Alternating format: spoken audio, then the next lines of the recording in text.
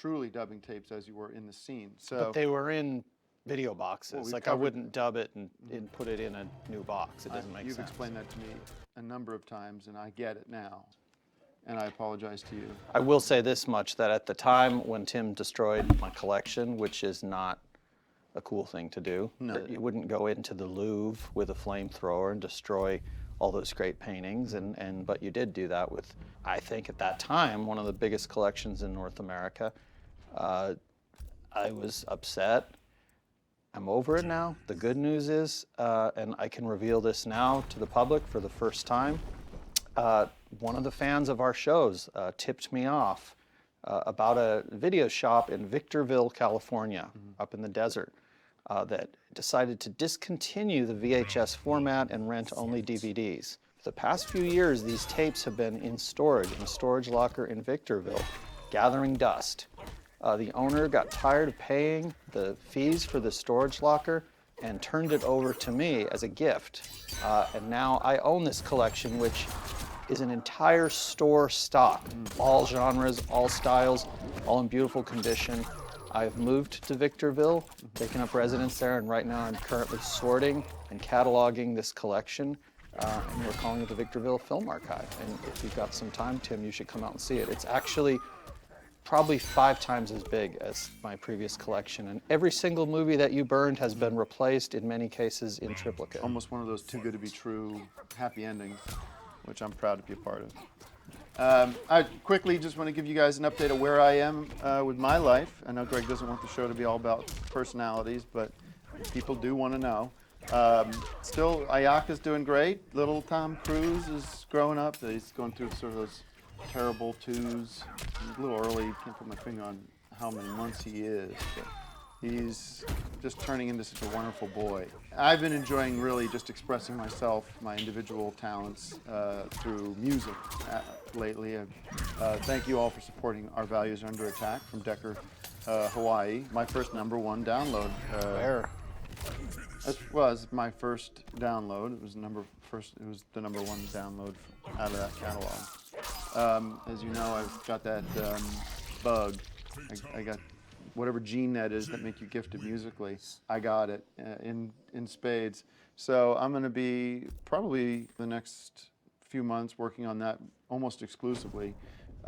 People go, what are you going to do next with Decker? What's happening? Season 3, I can't wait to see season 3. I mean, people are saying this to me almost on a constant basis. Every time I leave the apartment, people are stopping me on the street. I get pulled over. People are wondering, what is the future of Decker 3? Well, the new season of Decker is coming.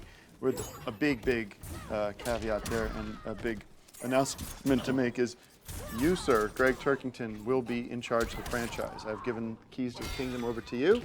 And Greg, I'm excited about it. Turkington here will be directing and writing and producing the entire affair, because I've talked to you about this. You know, I looked at one of my idols, Steven Spielberg, and his ability to create a universe, and something like Jurassic Park or Jaws, where he's directed the first, sometimes the second movies, and gone on and let the other people, smaller people, sort of worker bees, go off and direct and write and all these things that aren't as important.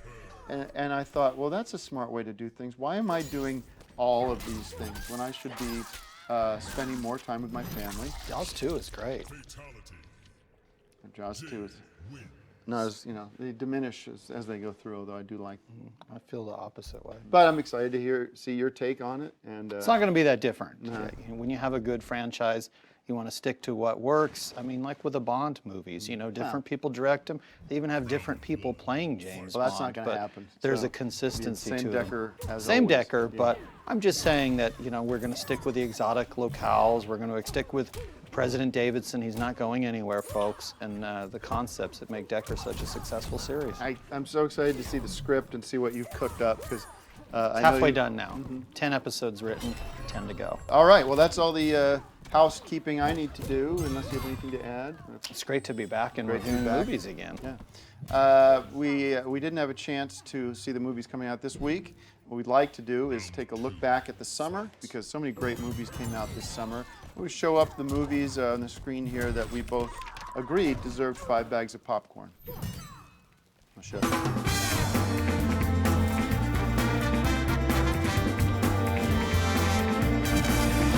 we do want to focus on 2 movies from the summer that have special meaning to us.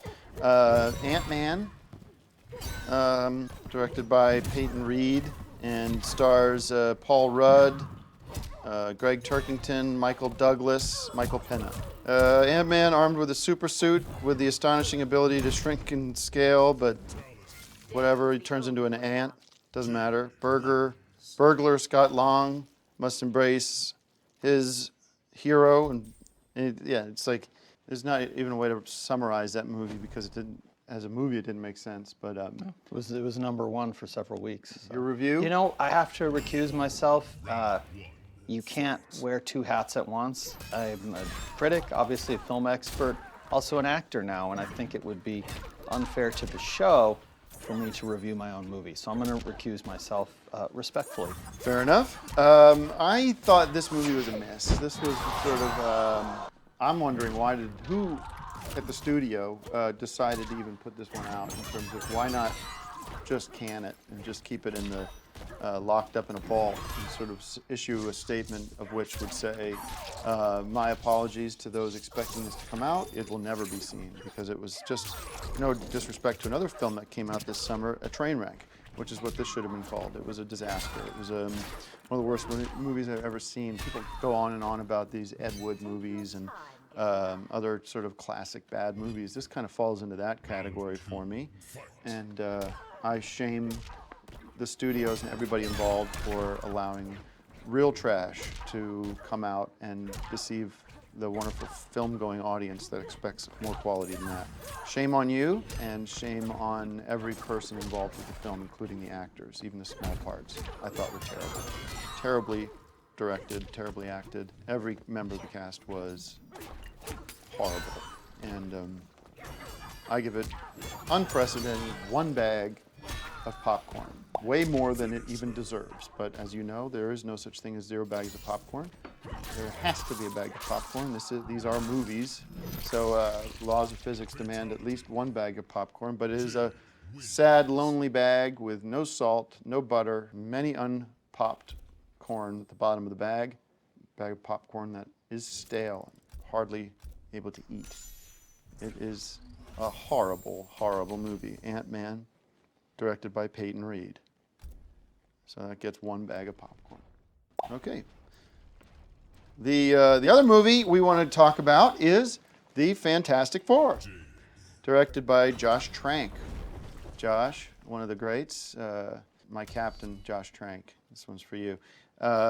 Fantastic Four, starring Tim Heidecker, Miles Teller, Kate Mara, Michael B. Jordan, not the basketball player, and 4 young outsiders teleport to an alternate universe which alters their physical form in shocking ways. The 4 must learn to harness their new abilities and work together to save Earth from a powerful enemy. I give this one 6 bags of popcorn. It is a home run. This movie was sort of the quintessential popcorn movie. That's why I give it so many bags. Perfectly handled by the master himself, Josh Trank. Thank you for your direction. You gave me such great guidance and made it such a fun, easy film for me to work on. Greg, what did you think of this one? Yeah, I liked it quite a bit. I thought, the beginning's a little bit slow, but overall I think it was one of the best superhero movies that has been made. It has big scenes and it has small scenes. I thought that I completely understand why you would want to be involved with it, why you would pay the $15,000 to get that cameo in the movie. We're not so. No. That's what they do nowadays. It's thank called you very a much. vanity No, role, it's not what happened. You pay $15,000 and you get a couple of lines in the movie. It's a good investment on your part because it helps promote Decker. To me that you think that that's what happened. Well, I don't think that's what happened. I heard you talking on the phone and making the deal.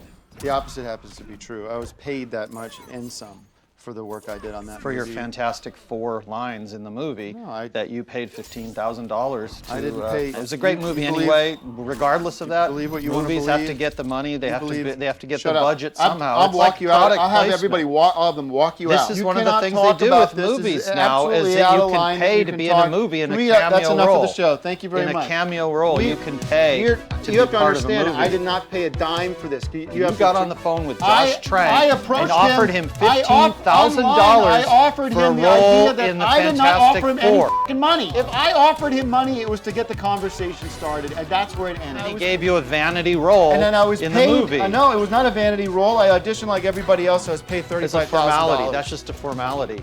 You paid $35,000. Hey, Greg, drop this now, or you don't come back next week.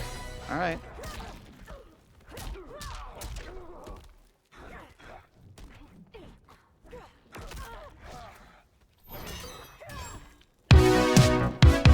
I love this movie. I'm Tim Heidecker, and you're watching On Cinema at the Cinema. Quiet on set.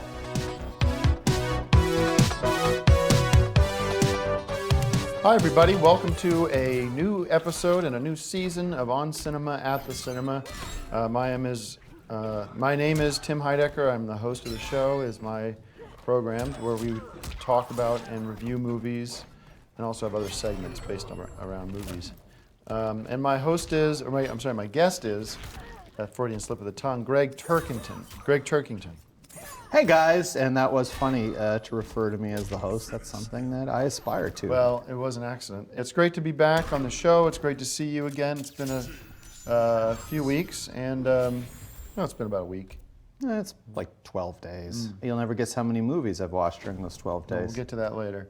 I want to thank everybody for their asking. A lot of people have been asking about my health, and I'm pleased to say that I'm feeling great. The doctors have cleared me of all the clots. They said there's not a chance of them coming back. And I've had this sort of tingling numbness in my hands and my feet, especially my right foot has just been like, you ever get that where you kind of need to shake out the leg, restless? You should get tested for diabetes. That sounds like some of the early symptoms. I don't think it's diabetes. It's for old people.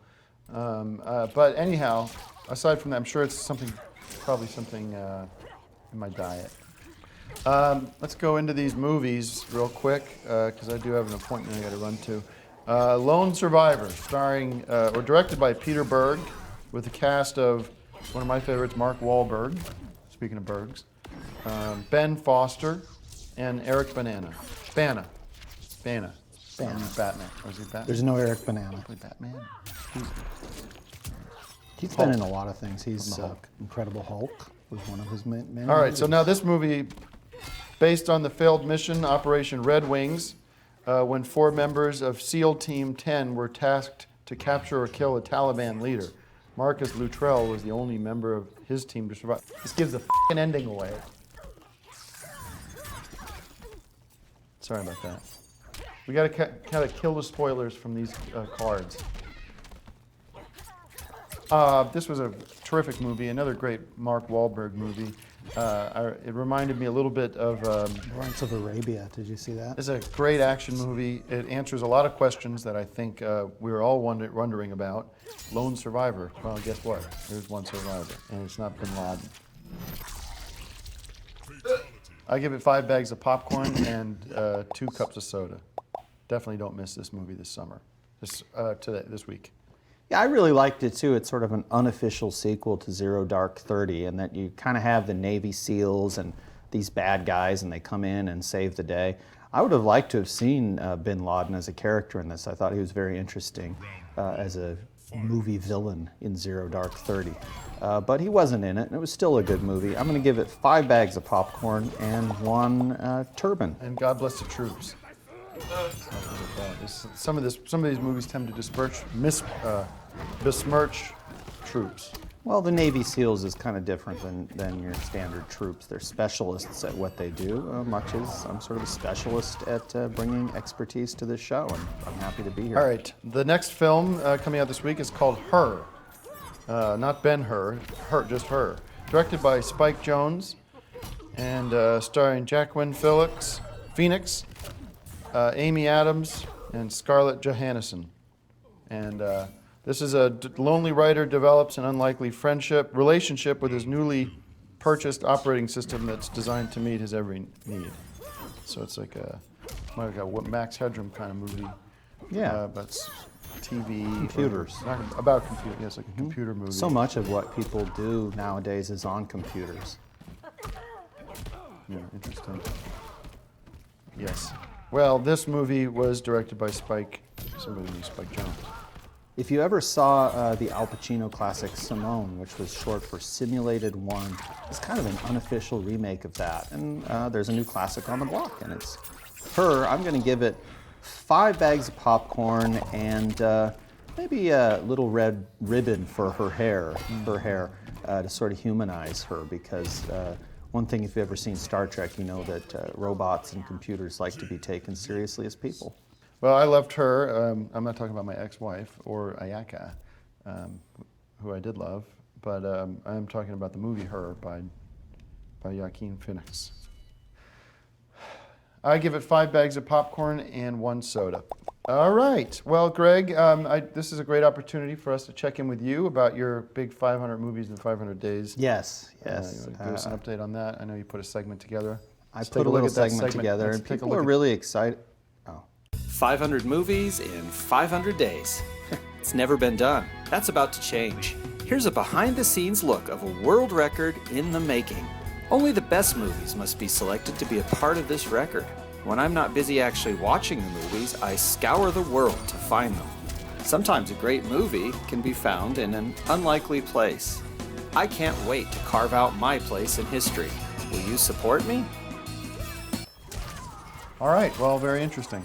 Yeah, it's nice. People want behind-the-scenes information on how I'm doing this, how I'm actually breaking this record, and what goes into it. There's a lot of people involved. We had a very successful Kickstarter campaign to raise money, and a lot of you out there contributed to that. We appreciate it.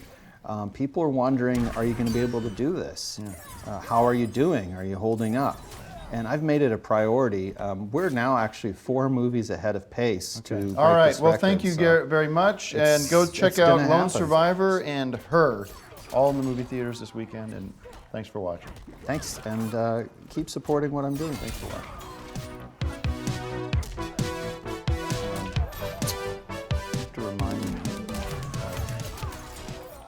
next time you hijack the show like that. But I will put a stop to it. It's distracting. It should be about the movies. Well, it sure shouldn't be about your feet.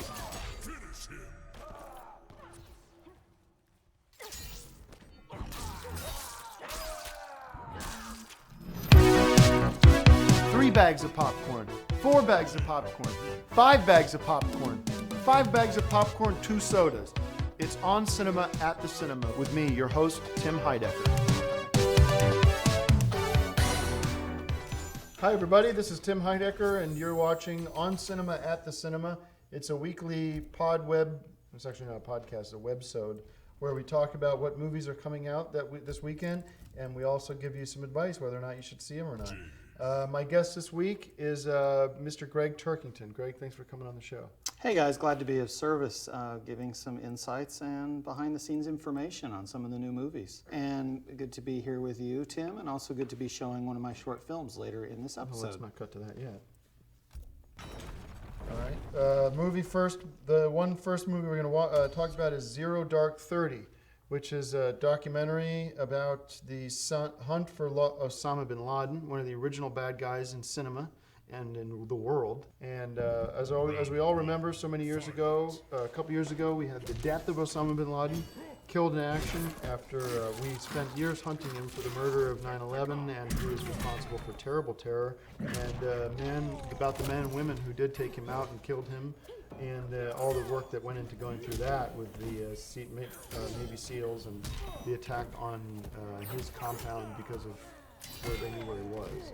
And it also goes through the hardships that went through with getting that done, and it goes through to the end. And this was a very important documentary about this killing.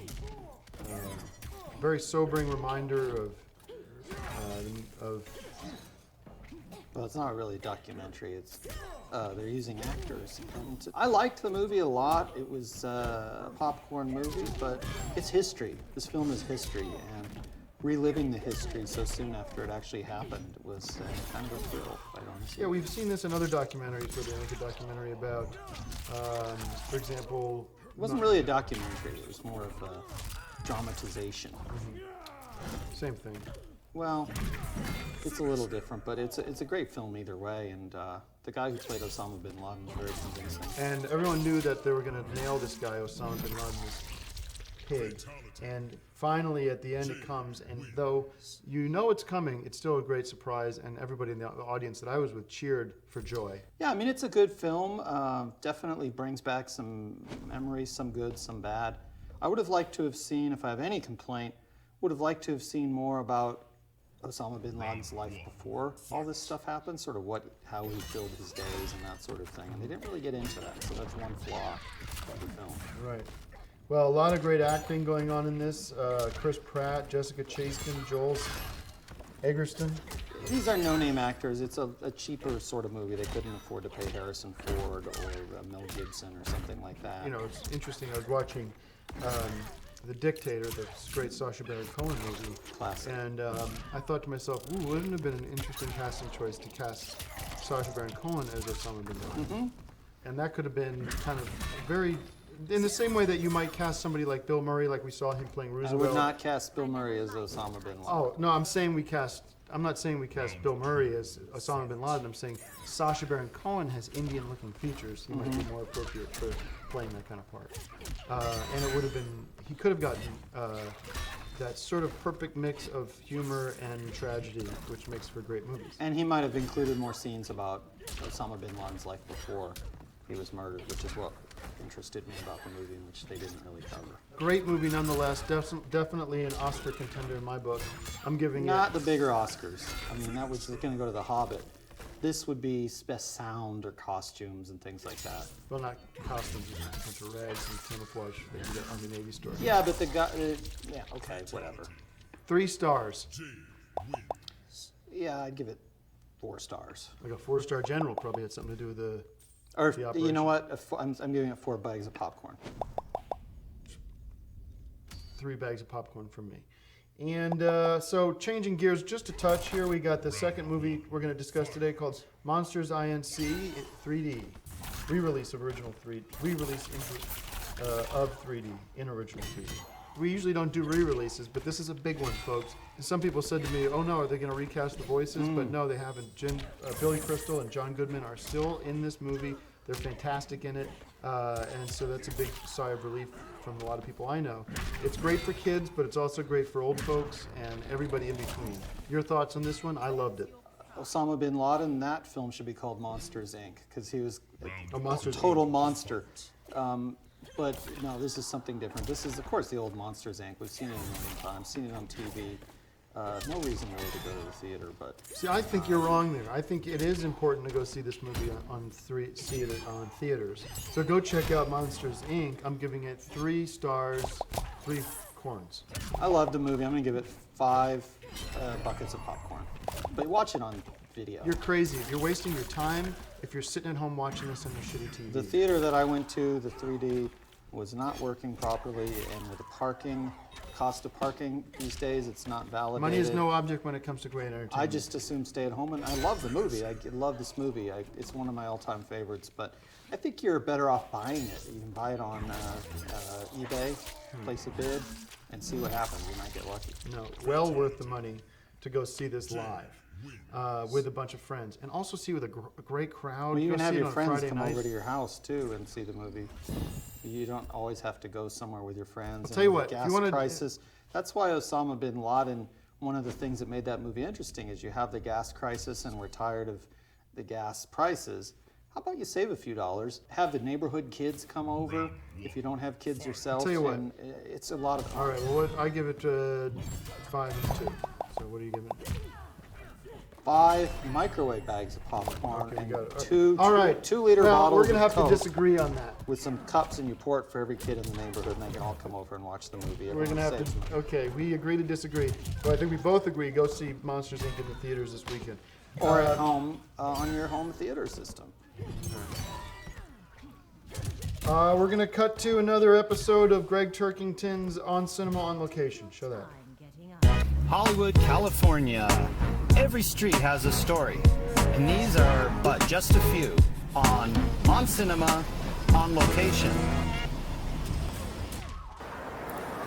Welcome to a sad, somber edition of On Cinema, on Location.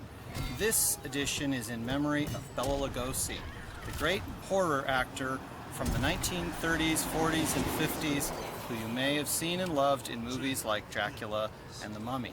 And we're here right now at the apartment where Mr. Lugosi passed away one sad, gloomy day many, many years ago. Bela Lugosi, the great Bela Lugosi, died right here. Piece of Hollywood history for you. Back to you, Tim.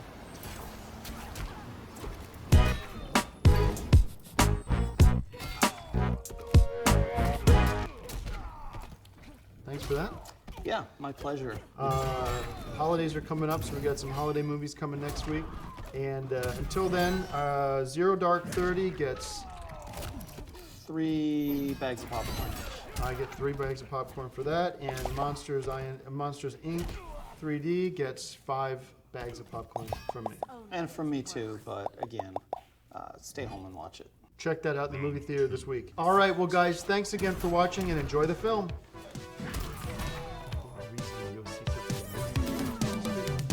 I got a nice plasma TV. I don't need to go to the theater. We're probably showing it off the DVD anyway.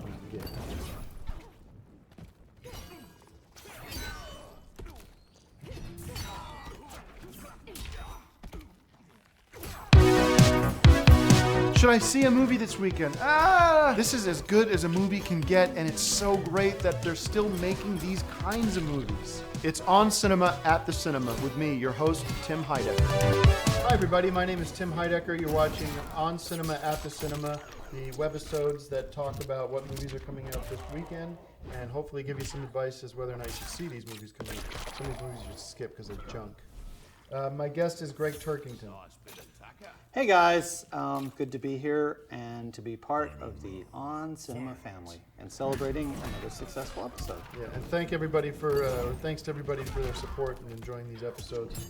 And we've gotten a lot of people thanking us for recommending The Hobbit. People were nuts about that movie. And it's been a big hit. Yeah, and congratulations to Peter Jackson. Our movie today is called Jack Reacher. Directed by Christopher McQuarrie, starring Tom Cruise. And I'm so glad to see Tom Cruise back in the mix. Last year he destroyed it with Mission Impossible 5.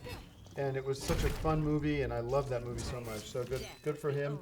This movie is about a homicide detective who digs deeper into the case of a trained military sniper who shot 5 random victims. That sounds pretty good. It's an instant classic, and it's good to see Tom Cruise back in the news. Not for some of the strange things that he's been involved in, but for what he's best at, which is dodging bullets and dealing with runaway trains rather than in the scandal sheets where we've seen a lot of them these past few years. And that's not fair because he's a fine actor and has a lot to offer. Definitely in my top 3 actors, you know, when it comes to the people I love to see. I love Robert De Niro, I love the director Steven Spielberg, and I love Tom Cruise. So I'm giving that one the highest score you can give it, which is 6 bags of popcorn and 6 sodas. And Greg? I'm going to have to say 5 is the highest. That's, at least for me, that's the highest you can give. And I would skip the sodas. It's a good movie, but definitely a stick popcorn. with the 5. It's definitely a popcorn movie. All right, we got Cirque du Soleil, Worlds Away. If anybody is not familiar with Cirque du Soleil, then you should look it up online because it really is about a circus on ropes and with a tightrope and clowns and the things that you see at a circus, but even better than a circus. This is very much like going to see Cirque du Soleil, except it's been filmed and shot and you can watch it as a movie. I loved it. Yeah, I loved it too. If you can't get to Las Vegas, I mean, if you're lucky you can because it's a fun city, but if you can't get out there to see Cirque du Soleil in person, go to your local Cineplex or your local drive-in or just your local theater and see this movie. It would be great on IMAX. It's also probably on the regular screens too. So I'm giving Cirque du Soleil 5 stars and 5 bags of popcorn, 4 bags of popcorn. And because it is a bit long, and it's also some of it's in French. I'd have to give it 4 bags of popcorn if you like juggling and ropes and the life of a circus performer. I can't recommend it enough. I give it 5 bags of popcorn. Wow. And a cotton candy. All right, so let's move on. If you are going to stay home and watch movies at home, then we recommend this. It's one of our popcorn classics.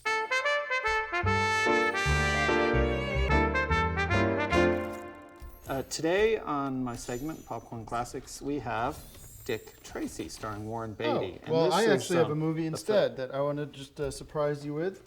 This is a little surprise on your end. This time I brought in a movie. All right. So put Okay. Dick Tracy away.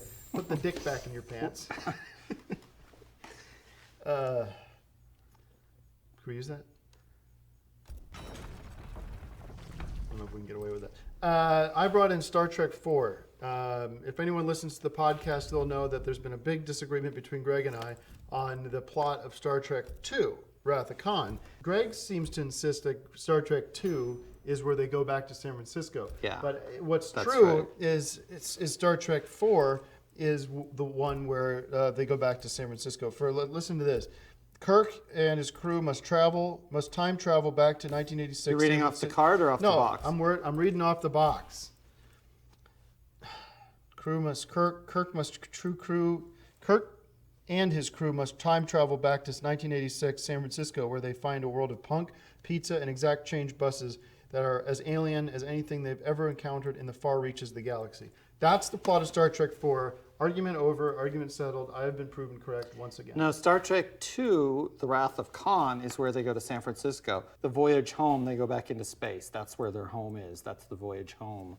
No, they're from Earth. That's where they're going back to Earth. The voyage I don't home. think Spock is from Earth. I don't think you've seen anything like that on Earth. And Star Trek 4... Guys, if you guys know the answer to this this... is not the artwork from Star Trek 4. This is not real. There's no hologram. You see, that's how you could tell a pirated video. This is the original... If you look at a legitimate video like the Dick Tracy video... Oh, this is a pirated video too. Oh no, see? Here's the security seal. There's no security seal. Well, there is a security seal. It says 1797 right underneath the That's Paramount called a symbol. catalog number, so it doesn't mean anything. Anyway, Star Trek II, The Wrath of Khan is a great movie. I don't know what's on that tape. It's probably Star Wars 2, because that's a pirate that you probably got in Malaysia or something. That's not something that they would sell at a real store here, because you go to jail for piracy, and you should. And Dick Tracy with Warren Beatty is also a film that we recommend. Audience, would you call and write to this guy, this nut here, and tell him that Star Trek 4, if you just watch it, is them going back. It says it right in the movie. It says on the credit title sequence says Star Trek 4, and then they go back to San Francisco. It's not that hard to explain. Well, Star it's Trek not 2 is hard to Wrath of Khan. splice something like Star Trek II, which was the second movie after Star Trek the Motion Picture. They go back to San Francisco. Star Trek 4 is about San Francisco. Thank you guys very much, and we'll see you next week. Star Trek II, they go to San Francisco. Star Trek IV, they go home into space where they came from. Well, you're wrong. I'm right. Thanks, and He's enjoy the not film. from San Enjoy Francisco. the film. Look at right here. There's no hologram. You can look at the Dick Tracy. It doesn't matter. It doesn't matter. This is. You think I'm making this up? Yeah. Why? Why would I The care? box is falling apart. It's obviously not a real box.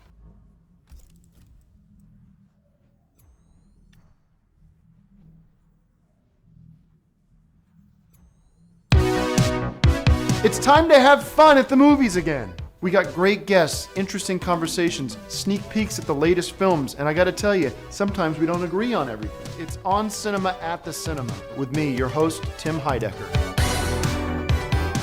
Hi everybody, my name is Tim Heidecker, and welcome to our final episode of the year of On Cinema at the Cinema.